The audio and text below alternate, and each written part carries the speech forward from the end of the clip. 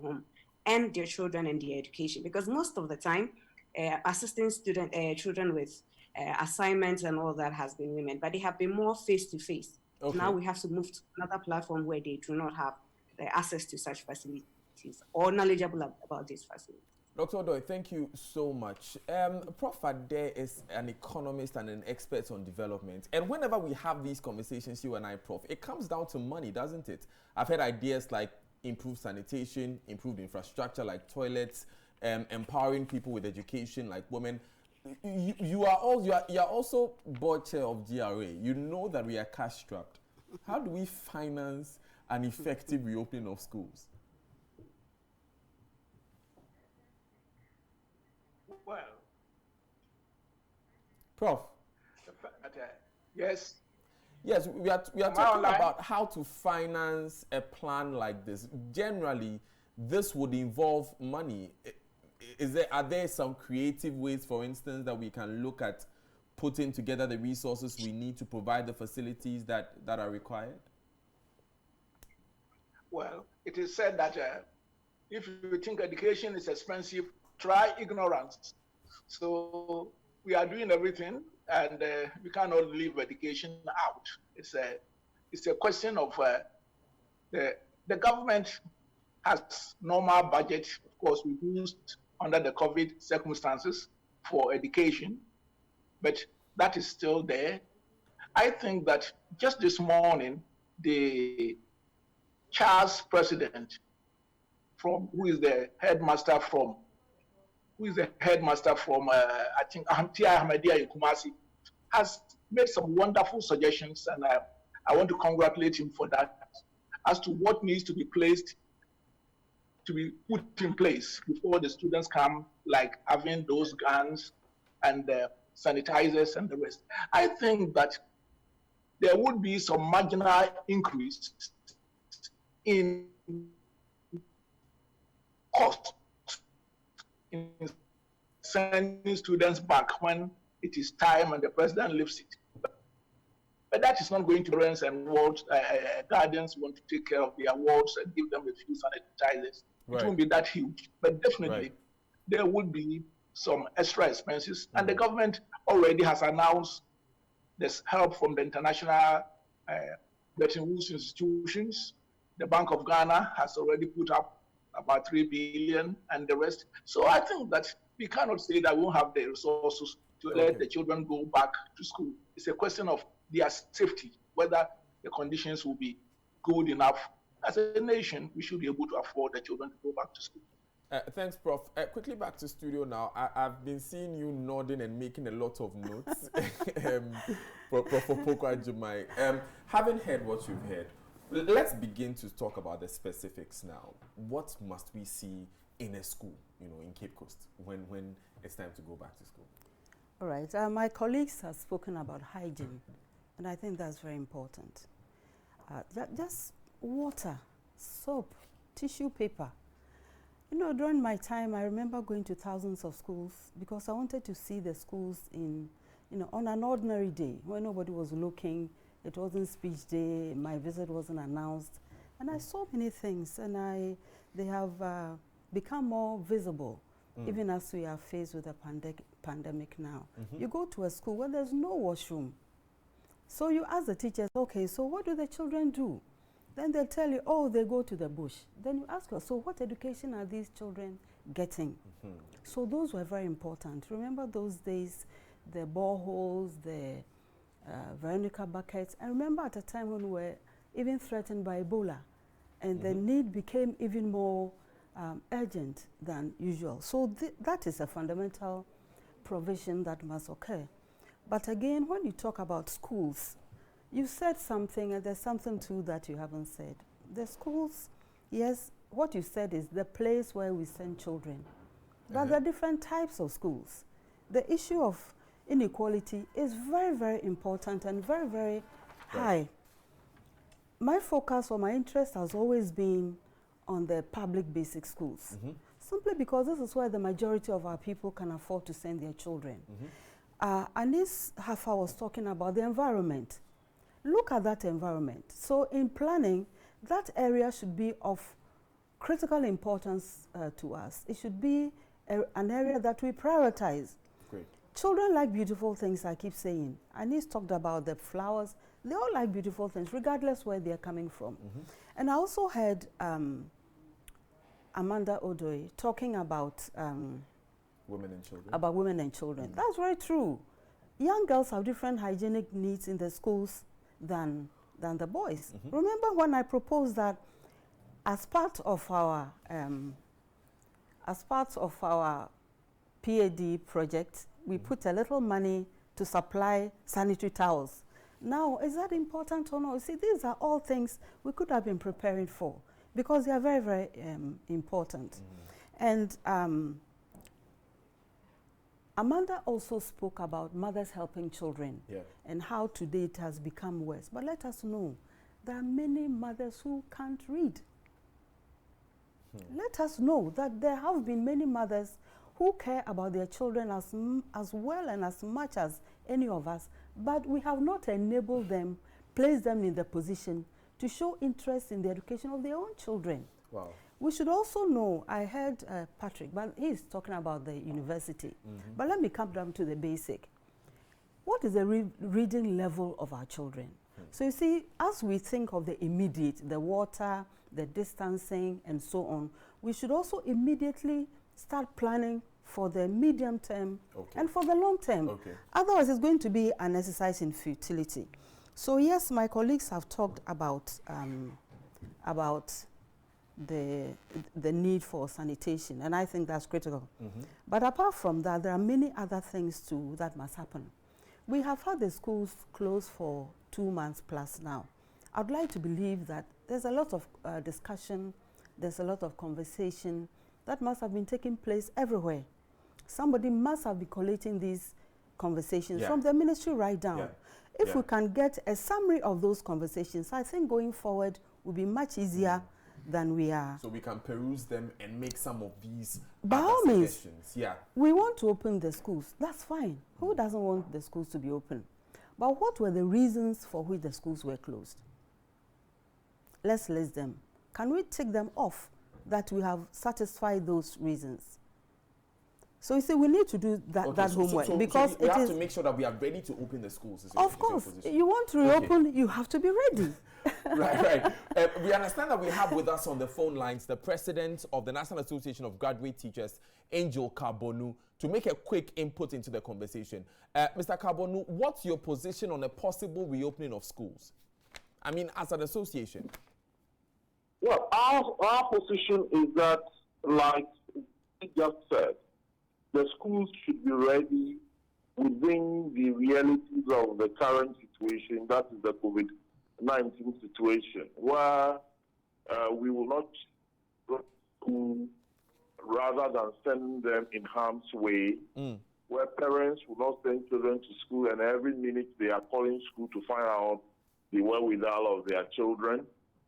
The teachers who are coming to teach will not be people who can either infect their own students or infect themselves, or students infecting them with the virus. So the question is whether the environment we have currently in relation to the disease that we're talking about, whether the schools are that ready to receive teachers and students. Okay. What would it take, Mr. Carbonu, practically? For instance, should we say we are testing all teachers? Well, you test teachers today. I do not know what situation will be tomorrow. So will you be testing the teachers every day? And of course, you and I know that is not going to be practical. Again, let's say you test all teachers and all students before they enter into the school compound. And then, unfortunately, after a week or two, we realize that 1 or 2 students or 1 or 2 teachers are infected. Then they will have to do contact trace, and that contact trace will have to take all students and teachers in the school. Wow. If you find out about, let's say, 20% of the teachers are infected and 200 or 300 students are infected, and you send them all to the quarantine centers, then why did you ask them to come back to school in the first place?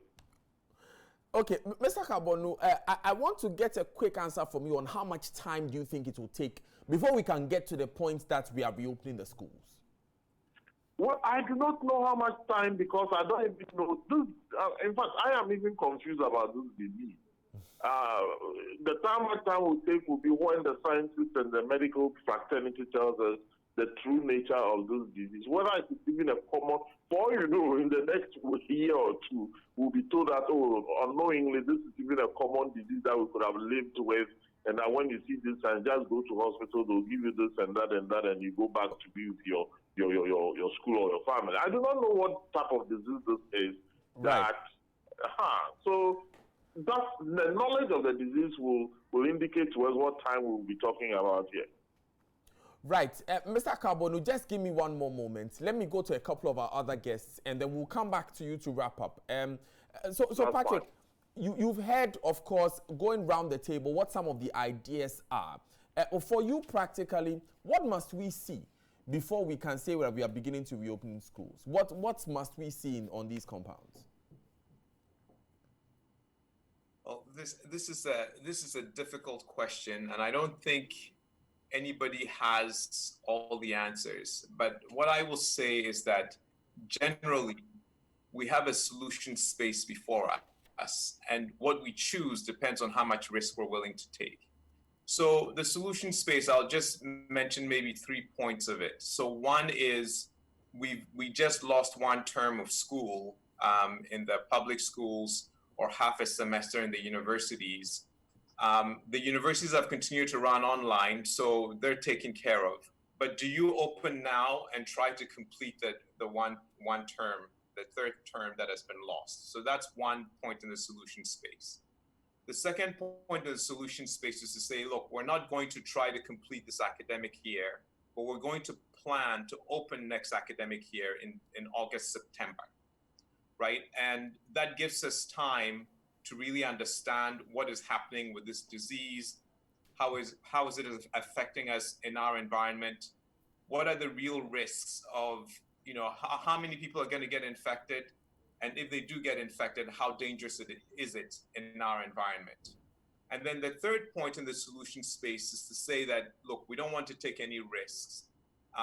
We want to wait until we know we can protect everybody. And the way to protect everybody, there's really two things.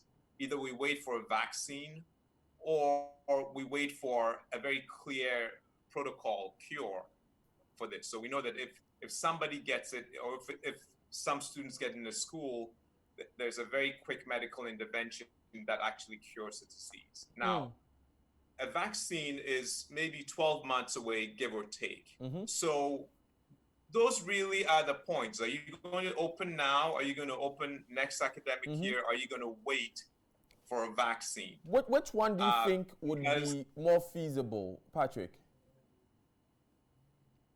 Well, if you were to ask me, I would say that opening now is very difficult and probably should not be attempted. We should just say that we've lost a third term of the academic year. We should have a plan to get WASI grades generated for students who were in the third year this last academic year using continuous assessment. And let's not attempt to complete this academic year. Just take the next few months off as well. Now, aim for September to start.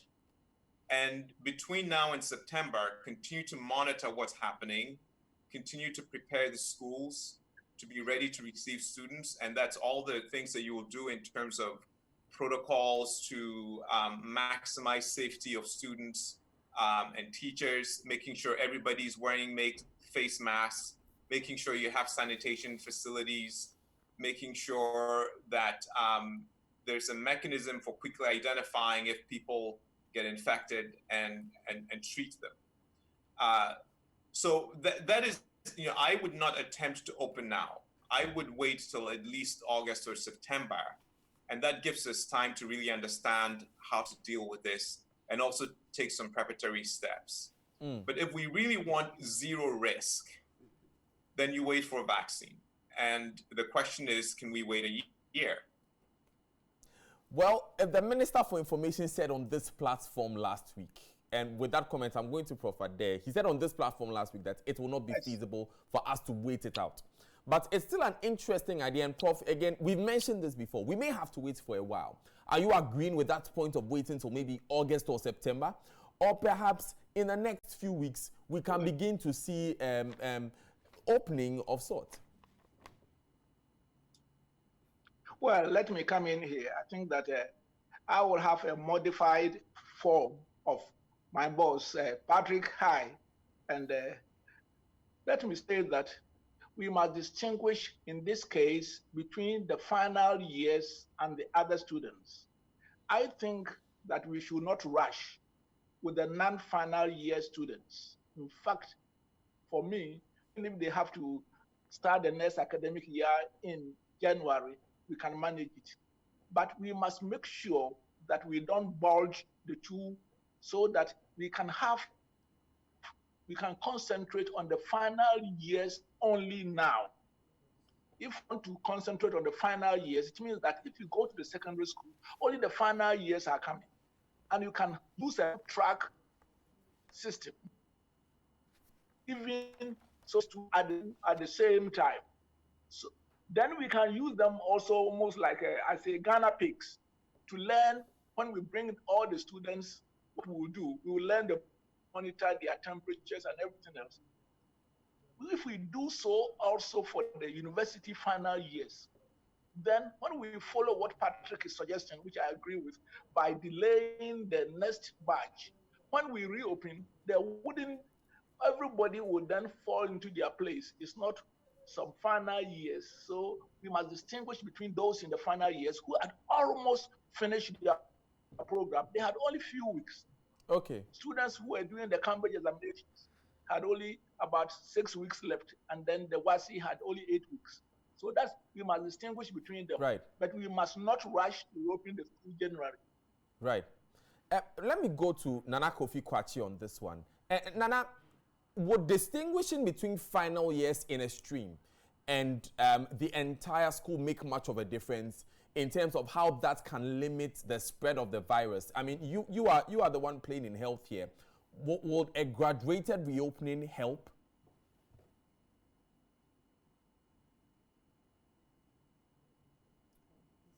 Do I have Nana Kofi Kwachi with us still? Okay, yes. We'll try and get him Daniel. back. Oh, great, Nana. I wanted to know that from the perspective of a public health expert, will distinguishing between the final years, bringing in one stream only, would it help in limiting spread? Would it achieve what we want to achieve? Of course. I mean, any kind of approach that involves limiting the number of students who are on campus at a given time at any level from kindergarten all the way up to tertiary is a good thing. That's something that if we can manage, we should look at. That fundamentally speaks to what processes we are using to make determinations about reopening. Like Patrick has said, like Professor Ade has said, final years and looking at their educational gains and making sure that their continuity of learning is interrupted is a priority. So looking at that as the starting point for a conversation does make a lot of sense. The other modules that have been used in other countries or that are in consideration in other countries, looking at the question on geographic basis. So looking at areas of the different countries where perhaps students are pretty poor, don't have access to or facilities for online learning or distance learning, and therefore, especially if the risk is lower there, attempting some kinds of reopenings in those areas. We're seeing some countries do it by population size and density. We're seeing some of them doing it by age groups, because we know, for example, that kindergarten primary students have a much harder time learning in a distance setting than older students would have. Right. But any of those kind of procedures that make it so that we are not having everybody return at the same time, but we are limiting the number of people and the density of people in a facility, those are all ideas that we have to absolutely consider. And what we should understand, like Professor Ade said, is that there is no practical, and Patrick said too, there's no practical way of going back right now in terms of full force reopenings, given the realities on the ground of COVID-19 and the pragmatic risk it poses, especially in a resource limited setting where our ability to do all the kinds of dramatic things, including like, repeated testing of students and staff, that contact tracing, all these things are limited in our setting. So we have to be pragmatic about what's feasible in the short term. Nana, thank you so much for that. We have to be pragmatic about what's feasible in the short term. When I come to you, I would like you to limit it to the barest minimums.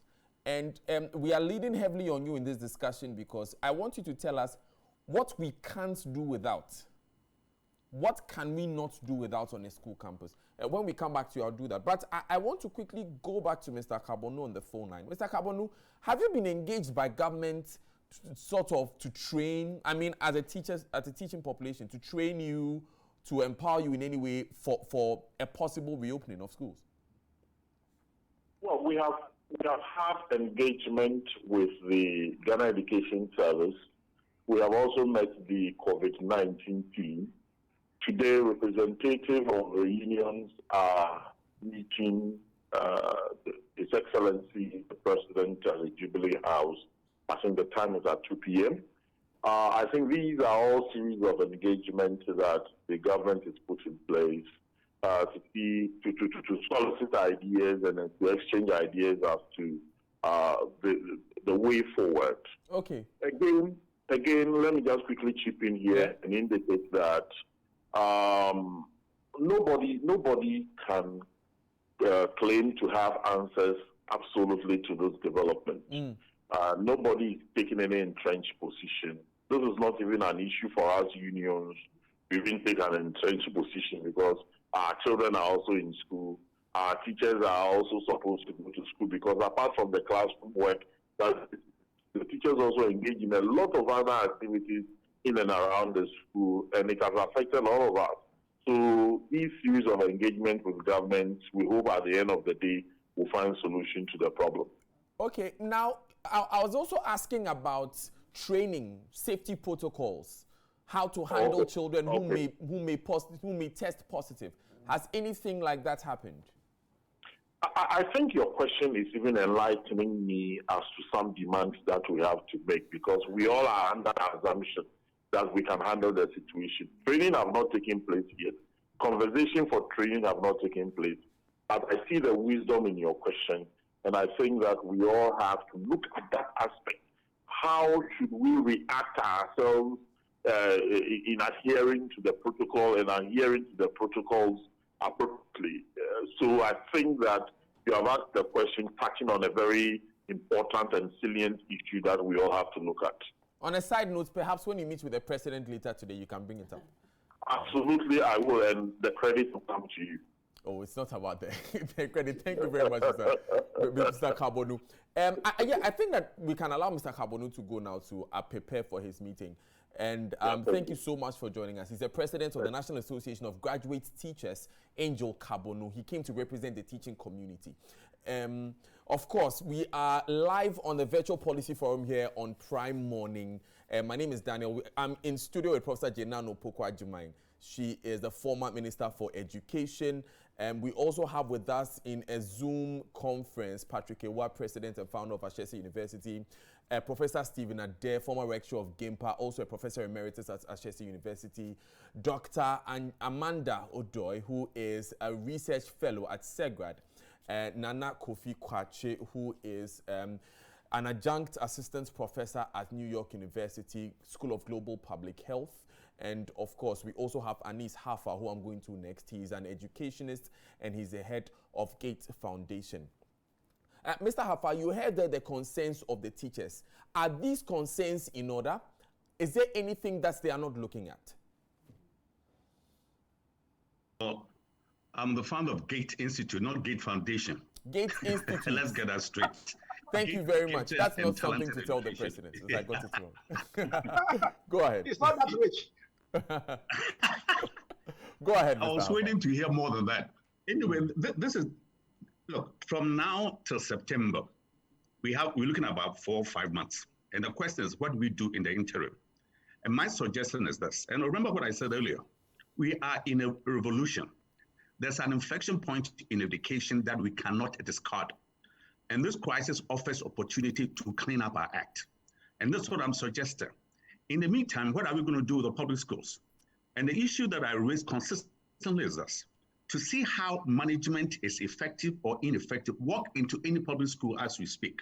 So what I'm saying is this: in the meantime, we need to really bring everyone on board, especially the corporations. That's not a one-man show.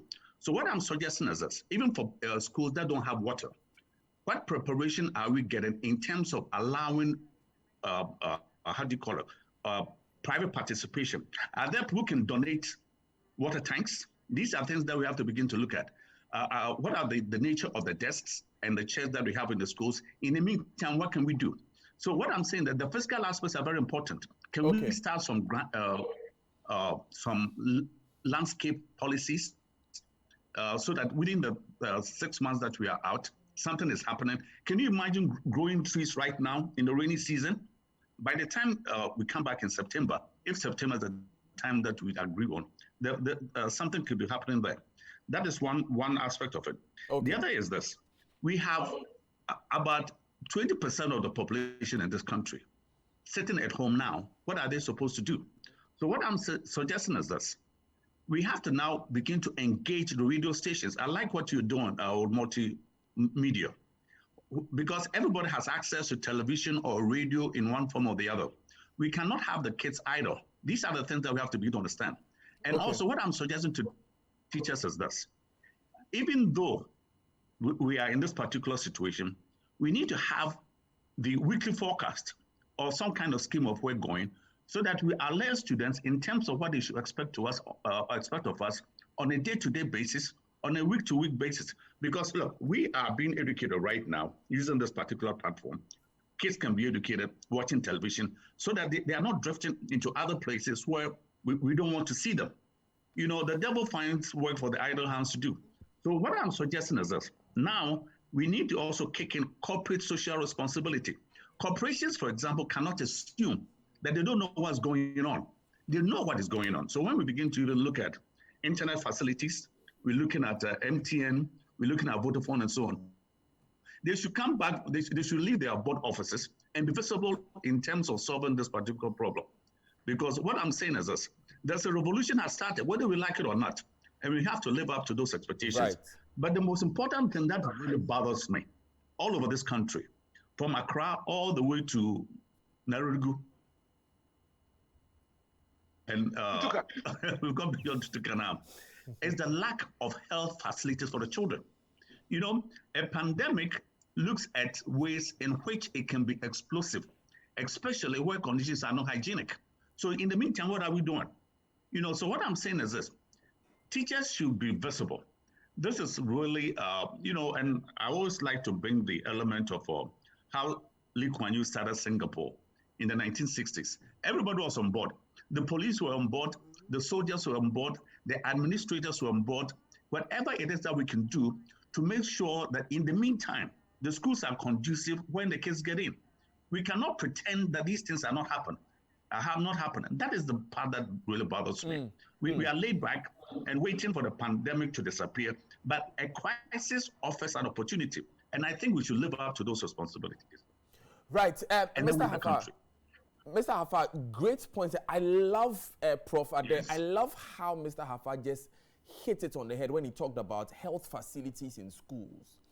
And as a journalist, I have covered individual outbreaks on small scales, and it always leads to a glut in one hospital or the other. Whether it's meningitis in Kumasi, whether it's, on any kind of disease, it leads to a glut in one school or the other. How can we practically link these schools to hospitals and maybe health officials quickly so that they can manage a possible mini outbreak if schools are reopened?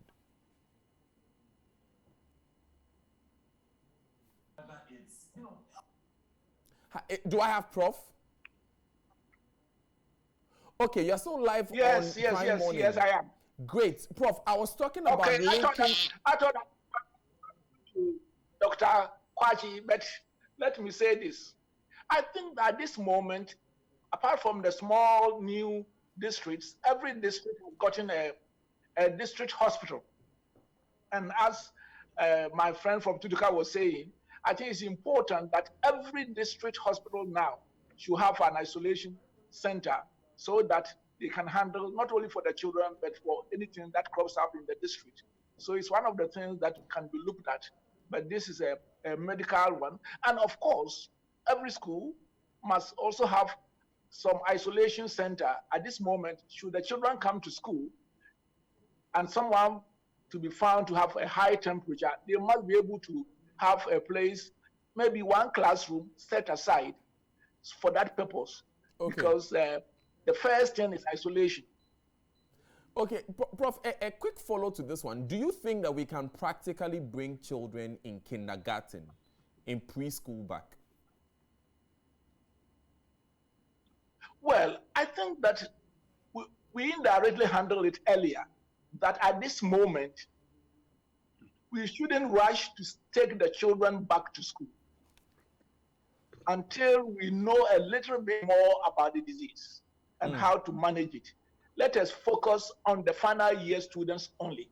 I think that we can afford about 3 months without rushing the kindergartens and everybody to school. And that will be, for me, my practical suggestion. Let us focus on the final years so that when the school starts, we have gotten them out of the way, so to speak, in a more positive way, and then others can fill their plate. I think that, said and Patrick, I think that we should be quite slow in running all the schools wholesale. Okay, let me just inform viewers that as we advertised earlier, we have a live Zoom audience. We have a live Zoom audience. I wish I could say hi to my friends on Zoom.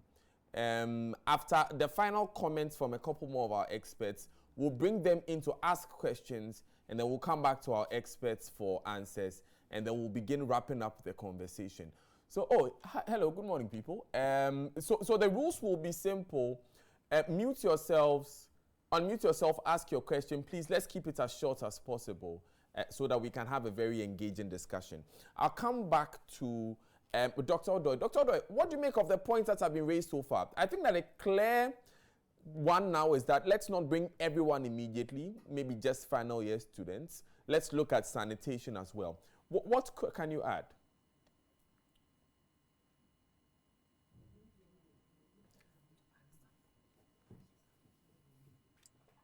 Dr. Odoi, you're muted. Sorry. I buy into the ideas that have been shared so far. That it's not, we don't have to rush to bring everybody to school, but to consider the senior levels. But for me, I think the most critical point is to have the university final year students on campus, and then have them to come. Maybe we can consider the university level and have all the students come in. You're coming to write exams, so they come 2 weeks, because averagely it takes 2 weeks for the students to write the exams. So final year students come for 2 weeks, and they can come and write the exam. And the universities have quite a number of halls that they can allocate this students. UCC funds, where I am familiar with, we have about 8 halls, and averagely 500 to each hall. And then we have a spare 2 private halls that we can use at isolation centers. They can come and write the exams. You can group the students according to their colleges to allow or assist with contact tracing. So they are in the halls according to their colleges so that you know who they come in contact with most often. And further, I think it's also important that we take into consideration the hotspots in Ghana. We can also allocate them the halls according to the hotspots they are coming from. Because then you know that, okay, these people coming from Accra may be coming from very, some places that will be, will expose them. So you keep them in the halls according to enhance their ability to trace them and track them. I think it's also easy to track the university students because they are, when you assign them the hall. So now when they come back to campus, they are not supposed to be in their private hostels. Okay. You make sure they are all in the halls of residence to assist them. And I think it will be helpful. Okay, Doc, I have another person in studio who is very familiar with UCC. Prof, you headed the school one. And I'm thinking, can we bring everyone back to write exams? Perhaps. I know you have comments on what has been said, and so you can continue with that, but start with this form. Whether I can bring everybody at once. To write exams. Oh, no, not at once, in any way or form. In any way or form. I'm just asking about the feasibility of what Dr. Odoi has said. Yes, like what our colleagues have said, you have to be selective, and the rationale for that selectivity will have to be very clear, because you see, you need to recognize that you're working with students, and in all of this, what are missing are the voices of the students themselves. If you bring them into this conversation, you'll be amazed what they can contribute. So you have to be selective. If it's a final year student, the first year student needs to understand why, and the final year student, him or herself, must understand why this is happening.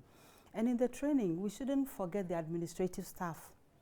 We shouldn't forget the support staff at the schools, my TEU people, the cleaners and office people and so on. So the training for teachers must extend to them as well.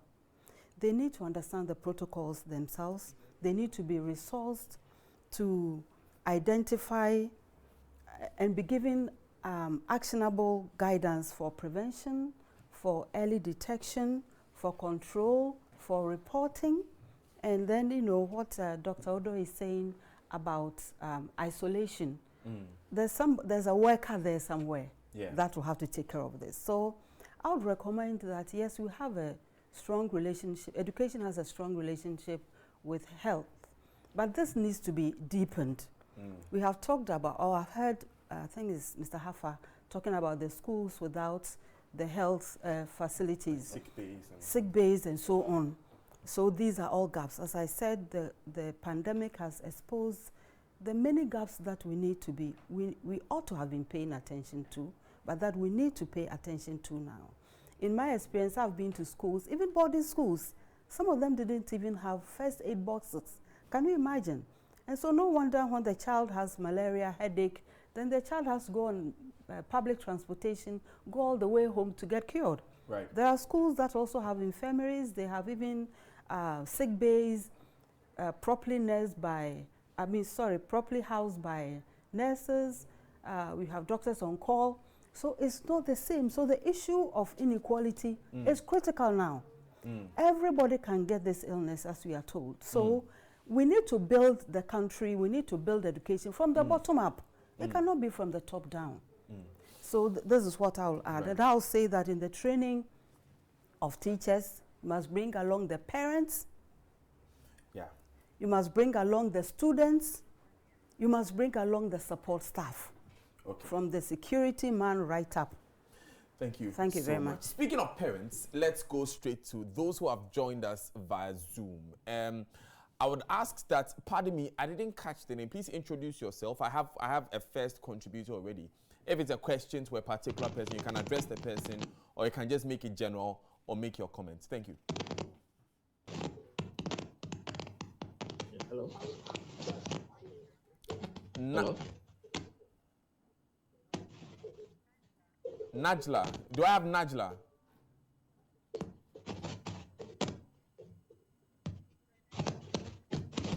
Okay, please.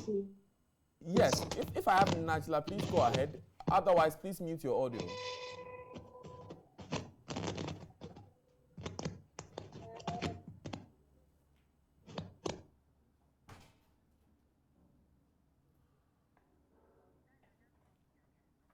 Right, we need to work out a few issues with our Zoom audience, pardon us, but we will get those contributions in very quickly so that we can have those questions to answer. Let me go to Nana Kofi now. Health institutions and schools. I foresee a situation where we would need a lot more health professionals to help manage the situation in school, even for monitoring, isolation, contact tracing, what have you. What must we do in that space? Thank you again. Quite obviously, in terms of the management from a public health perspective, the more people are about and in contact with each other, the more public health staff and facilities are going to be relied on to mitigate spread and to maintain containment measures. So naturally, as we talk about the potential of, especially the residential facilities, we have to look very critically at how we can make sure that at each of those facilities, secondary school, tertiary institutions, there are people in residence who are trained specifically in outbreak management protocols. To recommending testing or seeking out testing assistance, that they know what to do in terms of tracing, and that they know what to do in terms of recommendations around suspension and resumption. If there's a threshold that's defined and that's hit, then the institutions know that they have to look at going to temporary suspensions or entire shutdowns. We need to have those all in place. And that's going to require quite a few additional public health staff in institutions. Additionally, for primary schools, especially in the rural areas or areas where there are not sufficient health facilities, we know that there have to be in the communities resources that make it so that the schools can be supported in their efforts at reopening safely, educating their children safely. And that is going to mean that our CHIP centers have to be prepared to stand in and step in areas where institutional healthcare support is not available. And there have to be the same kind of guidelines around what to do when things aren't operating well. We also will need to have direct supervision of certain critical things to make sure that everybody is abiding by them. We need to make sure that hygiene facilities, hand washing critically is possible all day, every day at every school. Okay. We need to know that class size management and distancing protocols are being enforced. That will require oversight, require constant monitoring, and we need to make sure that we have implementation capacity, like I said earlier, so that if we need to recruit some additional auxiliary staff who are able to make sure that we can do proper cleaning, proper disinfection, monitoring, distancing measures, that we have all those in place. But those are absolutely going to be critical in making sure we can do this safely. I have a quick follow on that, Nana, but before I do that, let me open the phone lines quickly. 0246 807 983. 0246 807 983. Nana, before my first caller comes in, how quickly do you think we can put all of this in place to be able to bring the schools back? Is the September deadline a good one, or we need to go further?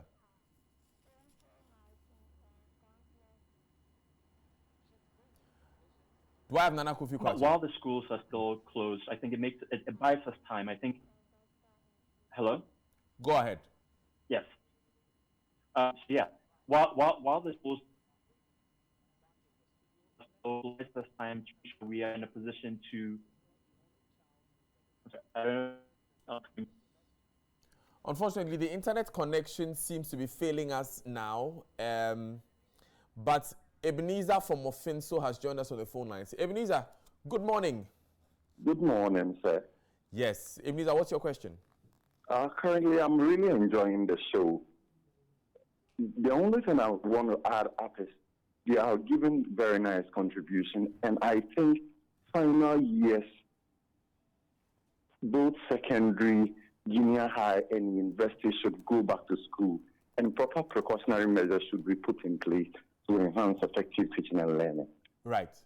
Ebenezer, thank you very much for calling us from Ofinso. Thank you very much. All right, 0246 807 983. You can call and make your contributions or ask your questions. If I have Nana Kofi back, I would still love an answer to that question about how long he thinks it can take from his perspective. There seems to be an agreement about August, September, because it aligns with the school year.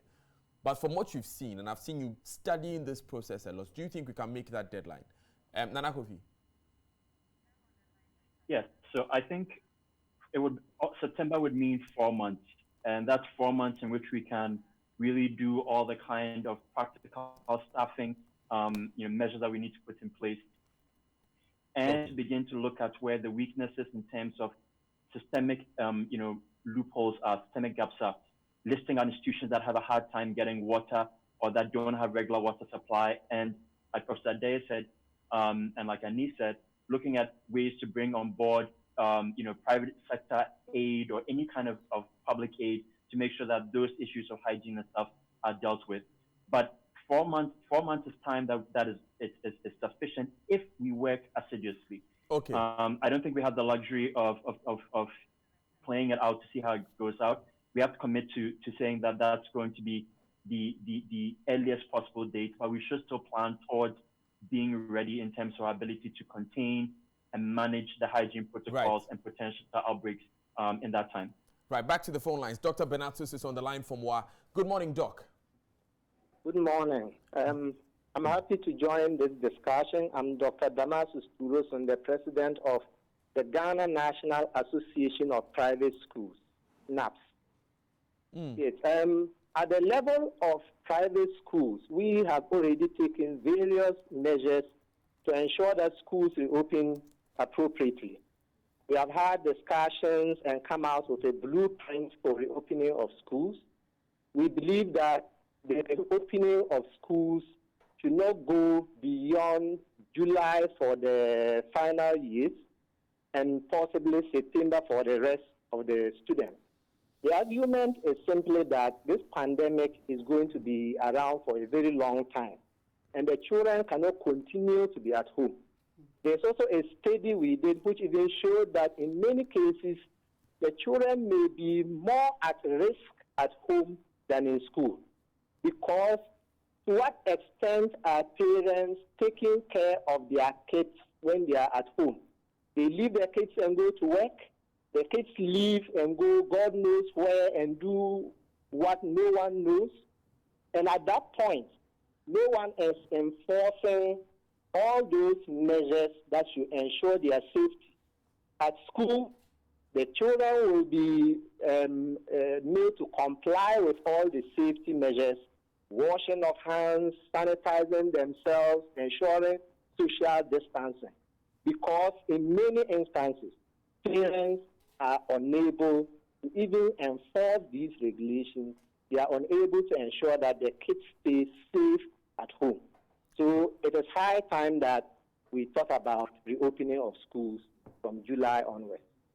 Okay, Dr. Benatus, we are very grateful that you joined us. He's the president of the Ghana National Association of Private Schools, and they made their case very emphatically. Do we need extra health professionals, given the numbers that we have currently, to manage the situation that we have in the schools? Nana Kofi? Hello? Yeah, Mr. Kwachi? Yeah, I'm right here. Do we need to maybe bring in trainee health professionals to help? For sure. I think, again, taking advantage of all the human resources we have available to us, especially, trained hygienists, trained community health nurses and stuff, and other categories that are still at home. It makes a lot of sense, because we are going to need a tremendous amount of monitoring and oversight and tracing and actual literal health guidance and support in all these institutions. And so making sure that we can take advantage of that, bring them on board, give them practical guidelines and specified protocols for how to manage the communities in the periphery around the institutions. It does make a lot of sense. And it's something I sincerely hope is already in the works, because we will need, especially as we reopen, the practical realities that the risk of spread goes higher. And especially if it's at a time when we don't have effective treatment or effective vaccine, then we will need to have scalability in our response. So having reserve personnel who can fill in those gaps as and when the number count demanded makes it's just practically necessary for any suggestion about reopening or returning to the new normal. Thank you very much. Madam Charity from Jema is on the line with us, 0246807983. Madam Charity. Yes. Yes, what's your contribution, please? My question is, those of us in the remote villages, our classrooms, we don't have furniture. The children sit on the floor. So some of them sit on the mat, others on the floor to write, and the classroom is even overpopulated. So with this, if we open school, how do we follow the social measures to prevent these children from getting this virus? A very real question. Hello? Very, very real question, Hello? Madam Charity. Thank you very much for joining us. Prof, this is what we've been talking about, the reality of the situation. And 0246807983. Prof, any comment on this? Yes, it is real. And I believe that the ministry will have the list of schools that lack these very, very basic, types of furniture, washrooms, and so on. So as part of the measures to reopen, definitely some task force, some crash program will have to be rolled out to ensure that even normally they shouldn't be sitting on the floor. Normally, that is why I keep saying that, there have been the signs. So normally they shouldn't sit on the floor. Normally they should have washrooms. They don't have washrooms. What have been the plan? You know, even if we can't fix all of them, we're on the way to doing something. Okay. And so at this time, we need to speed that up, you know. And we also, someone was talking about the health. You can redeploy. You can also raise the level of awareness of teachers, of students, behavioral change, all of that, to ensure that we are all upping our sense of hygiene and putting it into practical use. Okay. So I really sympathize because I've seen plenty of cases like that. It's so unfortunate. Madam Hannah Kweku has joined us on the line from Takrady. Good morning. Good morning. Please, your contribution. Okay, my question is about the kindergarten pupils. What are the measures put in place? Because for most of the kindergarten school, it is being tapped. For instance, some of the villages, we have 70 pupils in a class, and how are we going to handle them? And everything is about activity-based, and how are you going to do that? Thank you. Thank you so much. I think I'll give this one to our niece Hafa. Mr. Hafa, how do we do activity-based learning in an era of social distancing? Now, that is a question. You know, the concern that we have about 60 to 70 students in a classroom, these are infrastructural questions that have to be really, we have to pay attention to them. You know, we pretend those things don't happen. But even when you begin to talk about learner-centered education, for example, where we have young people lead discussions, where we have young people doing projects, where we have young people do presentations of what it is that they do. You cannot, under any circumstances, do these things in with 60 students per classroom. So I think what we are asking for now is that we really have to expand the facilities. I mean, I would imagine about 20% of the population in this school, in this country, is in one form of education or the other. Those facilities have to be expanded. But the other thing now we have to also do is that we have to kick in the elements of technology. I mean, you know, I constantly harp on the fact that we have analog teachers in a digital generation. This is one of the most important aspects of education going forward. Things will not change that much, even from today. Right. So what I'm saying is this: we have about 300,000 teachers in the school system. How many of them are comfortable dealing with technology or teaching ICT and that sort of thing? So again, like I said earlier, we're at an inflection point now. The crises are offering opportunities where we can now begin to do all the things that we never did before. So what I'm saying is this: again, we want to begin to look at how we can pull in the radio stations, how we can pull in the TV stations, whatever we can do that to really update the standards of the teachers, so that some of these questions that you're talking about can be addressed properly. Right. Mr. Hafa, thank you so now, much. Is where we go next. Pascal has joined us on the lines. Good morning, Pascal. Yeah, good morning, sir. Go ahead. Please, my concern is this. Our leaders, I've been watching this conversation for long ago. This it's like people are up there thinking about the so-called elite children. Because if we come to the rural areas, the children are out there doing nothing. Their parents live in their house as early as 5 a.m., going to marketplaces. They go out, nobody is monitoring them. So if really they are talking about reopening school, or they are talking about the virus, they should tend to look at the rural areas, the villages. It is very, very serious. If you go to all these rural areas, you realize that the children, they don't even know what is going on. Most of the parents, most of the parents are illiterate as far as this pandemic is concerned. So I think they should consider all those factors. Pascal, thank you so much for joining us with that contribution. Prof Adeti, you have a very successful private school in your village. Well, I would say I have a private Ghana Christian International High School, which is an education trust, has a school in the village. Yes. Yes. Okay. And, yes. So how do you find that difference? How do we bridge that gap? Well, let us be honest with ourselves. We cannot bridge the gap between the rural and even urban, high density areas and elite areas overnight. So we should be focusing on what can we do immediately.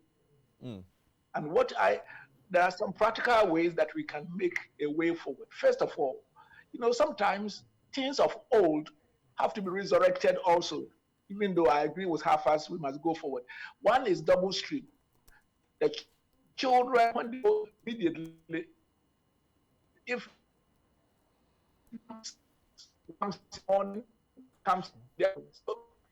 Sorry, Prof. We are having a challenge with your line.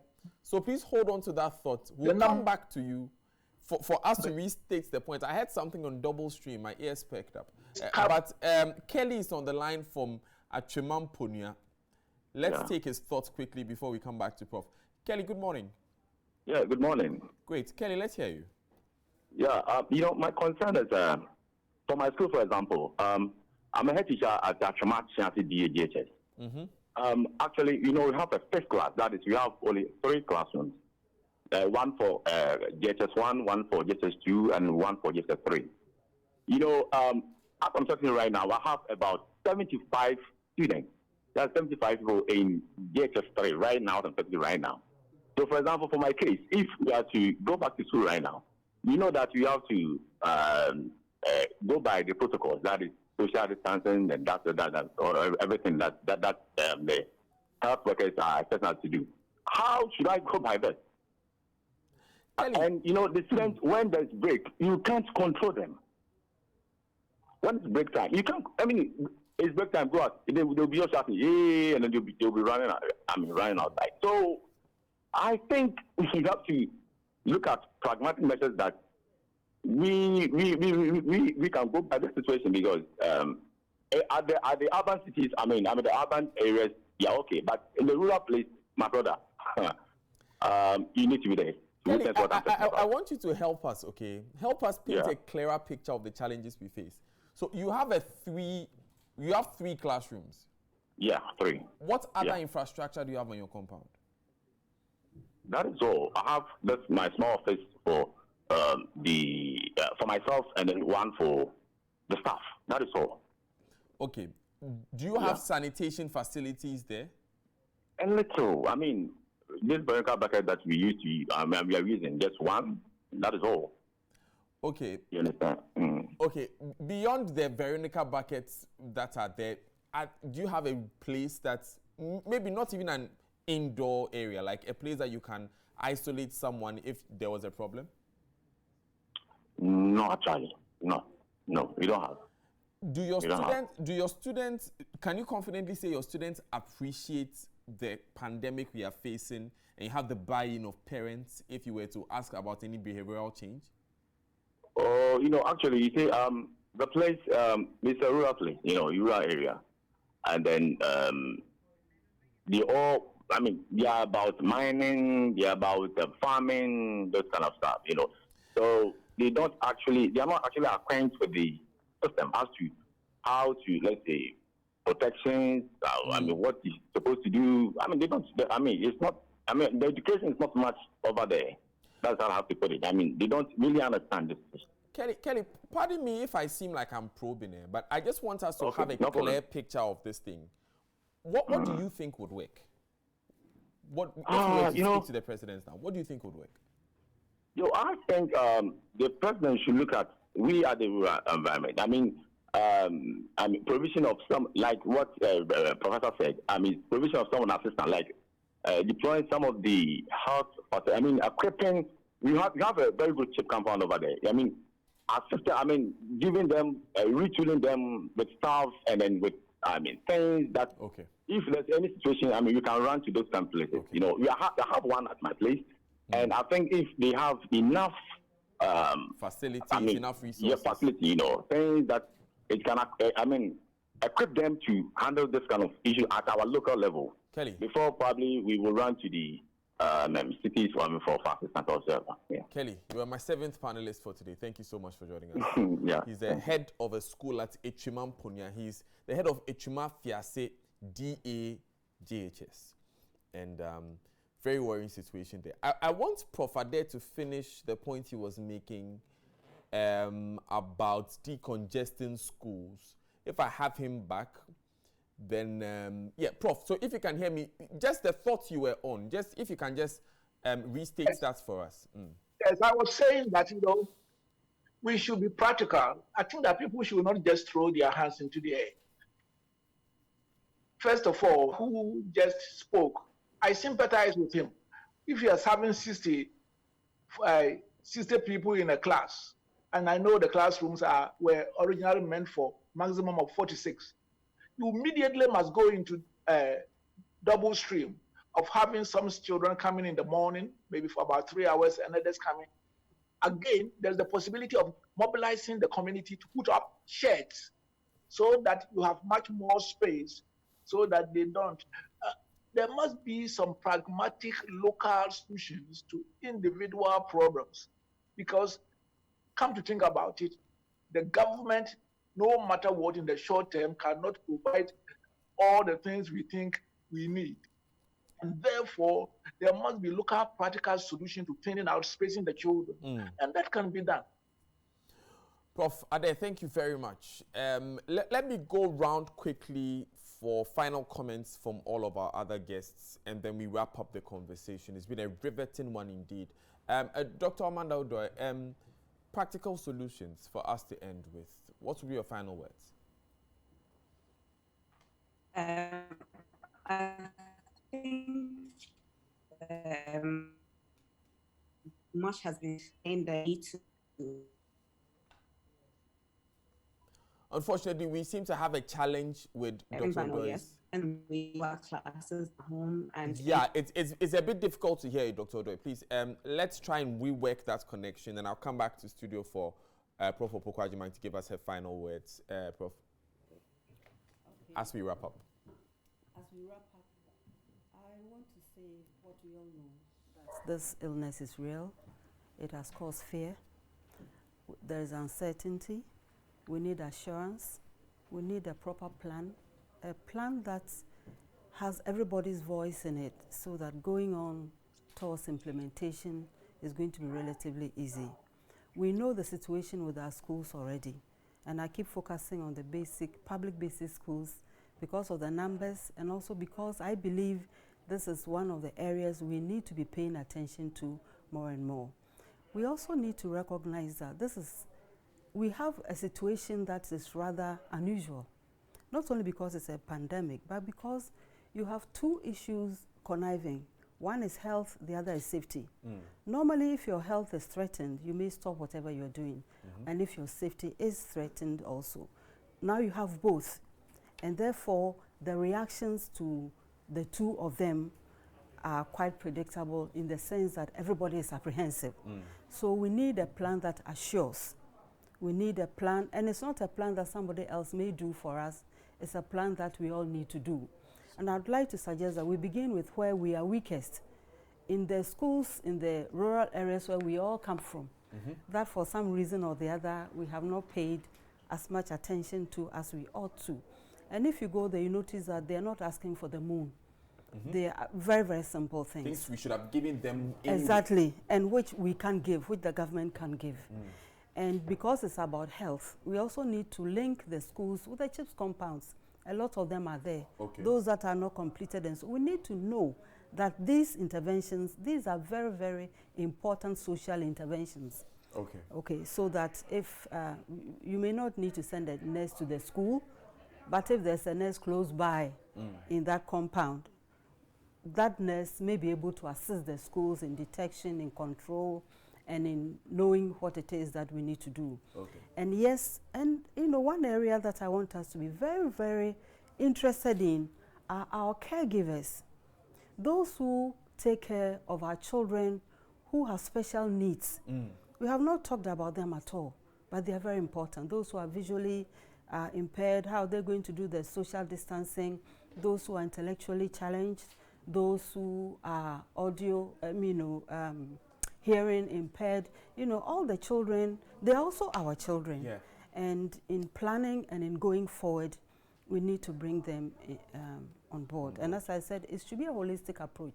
It's everybody on board all the time going forward. Okay. And even as the pandemic ends, and we all hope it does, the lessons learned are what is important. Hygiene is not a fashion. It doesn't go, it's not something that goes out of fashion. We should up our hygiene, our sanitation all the time. Thank you so much, Prof. You're most welcome. Thank you so much, Prof. We'll take a final caller before I take any other final words from my guests. Patricia is on the line from Jacobo. Good morning, Patricia. Good morning. Patricia, let's hear you. Please, I wanted to ask, we the final year students at the nursing training, to commence next month till July. I want to ask what the is going to do about practical exams and what the government is doing to make sure that we are protected in the hospitals. Thank you. You were talking about practical exams. Okay. The phone line is a bit jerky, but I think we got what you said about practical exams. Okay, thank you very much. I would have to thank my virtual Zoom audience. This was supposed to be done with you, but we had a few technical challenges. We had over 400 people reaching us. That's the first challenge we had. We had over 400 people reaching out to us that you want to join this conversation via Zoom. We didn't have it the way we wanted to. Please forgive us. This is the first virtual policy forum. Going forward, virtual or no, we'll make sure that we get it right. Let me take final comments from Anis Hafar. Right.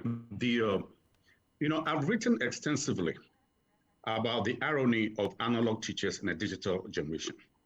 When we were in school, when we were in Fanspin, all we had to do was to memorize information or to repeat information that was fed to us by our teachers. Things have changed. Right. Now, on the internet, there's no information under the sun that's not available. Okay. So the issue was this. We need to really bring our teachers up to speed in terms of how they can access internet, how they can be comfortable, and so on. And when that is done, education takes on a different meaning altogether. It's not where you memorize information, you reproduce it, and you get a college degree for it. Those days are gone because that creates poverty. So the issue was this. As we are going forward, what are the key educational outcomes? And the first thing is this. For the education that we're getting, what is something that we can produce to show the extent of our education? That's number one. Anything that can make another person's life easier. Or what is a service? That's another option. What's a service that we can provide so that another person's life becomes easier to show our humanity? And the third one is this. What is a solution to a societal problem? Again, like I said earlier, we are at the crux of a pandemic. Right. But what it's doing is that it's opening our eyes to possibilities. This should not be wasted. So the issue is this, at the end of the day, what is the service that we can provide so that we become a nation that solves problems? Okay. Not a nation. Mr. Afar, thank you so much for joining us this morning. Thank you as well to Dr. Amanda Odoi, who is a research fellow at SEGRA, Nana Kofi Kwache, who is an adjunct assistant professor at NYU, Professor Stephen Adair, former rector of GIMPA, Patrick Ewa, who is founder and president of Ashesi University. We also had Angel Kabono of NAGRAT, and we were called by Dr. Benatus, who is the president of the Ghana National Association of Private Schools. Thank you so much. And of course, our in-studio guest, Professor Jainana Opoku Ajiman. And we are so grateful you joined us this morning. Thanks for having me. And the over 400 people who join us on Zoom, make sure we get it right next time. Thank you very much. This has been a virtual policy forum here, the first of its kind here on Prime Morning on Joy Prime. My name is Daniel Daze. Up next, let's talk bits and bytes with Kobe Spiky.